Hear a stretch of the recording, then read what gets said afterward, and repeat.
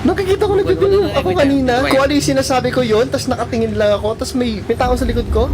Sana walang tao sa likod ko talaga pag munat ko. Pero kinikilabutan ako, tumataas yung balahibo ko. Sana nakikita nyo. Last na pinto, labas tayo. Ito, last na pinto. Sana huwag natin makita yung lalaking nakasuot. No? Okay, pasok ako. Madilim. Biglang umilaw at may box doon sa gitna. Binuksan ko. May hole sa loob ng treasure box. May ilaw na para siyang balon. Parang balon yung parang loob. balon. Parang balon yung loob. So, chinecheck ko ngayon. Nakakatakot siguro. Putang ina!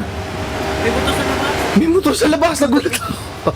Nagulat ako, hindi ako nakaalis naman. Kayo. Klaro. Balik tayo.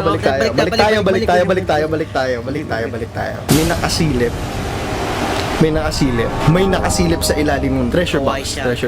Kumakaway siya, but hindi natin dapat pansinin. So, I guess, sara na lang natin. Labas na tayo ng pinto. Isasara ko na. Nandun pa rin yung babae. Sumusunod pa rin sa akin. So, I guess, alis na talaga siguro tayo, no? Alis na tayo. Okay.